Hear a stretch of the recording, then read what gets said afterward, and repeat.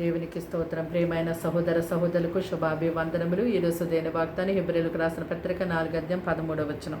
మరియు ఆయన దృష్టికి కనబడిన సృష్టం ఏదీ లేదు, మనం ఎవరికి లెక్క అప్పచెప్పవలసినదో ఆ దేవుని కన్నులకు సమస్తం మరుగులేక తేటగా ఉన్నది. చూడండి, ఈ లోకమంతటా కూడా దేవుని కన్నులు సంచారం చేస్తూ ఉన్నాయి. దేవుని యొక్క దృష్టి నరుల మార్గం మీద ఉంచబడింది. నరుల యొక్క నడతలన్నిటిని దేవుడు కనిపెట్టి చూస్తూ ఉన్నారు.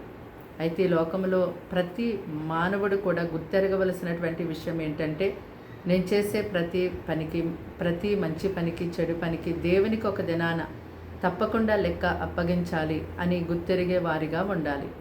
అయితే ఈ లోక మానవులు మరి దేవుడు చూస్తున్నాడు కదా, నేను చేసిన ప్రతి పనిని మరి ఆయనకి ఒక దినాన లెక్క అప్పగించాలి కదా అనేది మరిచిపోయి మరి లోకములో తమకు నచ్చినట్టుగా, తమ ఇష్టానుసారముగా, తమకు తోచినట్టుగా ఎంతో తమ పనులను చక్కబెట్టుకునే వారిగా ఉంటున్నారు. అయితే మరి నేను చేస్తున్నటువంటి పనులు ఎవరికీ తెలియదులే, ఎవరు కూడా ఎప్పటికీ కూడా ఇంకా తెలుసుకొనలేరులే అని చెప్పి కూడా మానవుడు ఎంతో తెలివిగా చాకచక్యంతో తన యొక్క మరి అన్యాయమైనటువంటి, అక్రమైనటువంటి, అబద్ధమైనటువంటి, మోసపూరితమైనటువంటి, చెడిపోయినటువంటి మరి కార్యములను చేసేవారిగా ఉంటున్నారు. అయితే నువ్వు చేస్తున్నటువంటి ఆ ప్రతి నీచమైన కార్యములకి మానవులకి కాదు కానీ నువ్వు లెక్క అప్పగించవలసింది దేవుడు చూస్తున్నాడు, ఆయనకి లెక్క అప్పగించాలి అని ఒక భయంతో నువ్వు జీవించినప్పుడు మరి అది ఎంతో నిన్ను దేవుని యొక్క ఉగ్రత నుండి తప్పిస్తుంది.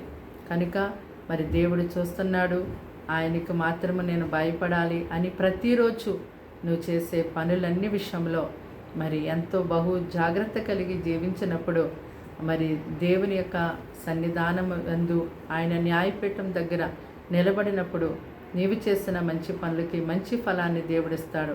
బలా నమ్మకమైన మంచి దాసుడా అని దేవుడు నిన్ను పిలుస్తాడు. కనుక దేవుడు చూస్తున్నాడని ఒక భయంతో ప్రతిరోజు మనం జీవించేవారిగా ఉందాం. ప్రార్థన. దేవానికి వందనములు, స్తోత్రాలు, స్తుతులు, మాటలు వింటుని బిడ్డల్ని మీ రెక్కలతో అయ్యా కప్పి కాపాడండి, మీ రక్తంతో కడిగి పరిశుద్ధపరచండి. వారికి వారింటి వారికి రక్షణ ఇవ్వండి. వారి యొక్క ఉద్యోగాలు, వ్యాపారాల్లో, పనుల్లో, సమస్త విషయాల్లో మీరు తోడుగా ఉండండి. పిల్లలు రాసిన ఎగ్జామ్స్లో జ్ఞానము, తెలివి, ఆలోచన, ఆరోగ్యము, సహాయం, ప్రయాణాల్లో తోడు మీరుండి నడిపించండి. అలాగే గొప్ప విజయాన్ని వారికి దయచేయండి. ప్రభా తండ్రి నాయన, వివాహం జరగవలసిన వారికి వివాహాలు జరిగించండి. సంతానం లేని వారికి సంతానం ఇవ్వండి. ఎవరికైతే గృహములు లేవో గృహములు దయచేయండి. ఎవరికి ఏది అవసరమో నువ్వు చూస్తున్న దేవుడు తండ్రి వారికి దయచేయండి. అనారోగ్యంతో ఉన్న వారిని ముఖ్యంగా ముట్టి స్వస్థపరచండి. ఈ దినమంతా ప్రత్యేకమైన కాపుదల ప్రతి ఒక్క బిడ్డకి వారి యొక్క సమస్త విషయాలకి తోడుగా ఉంచి నడిపించమని యేసు క్రీస్తు నామములో ప్రార్థన సమర్పించి అడిగి వేడుకున్నాం తండ్రి. ఆమేన్.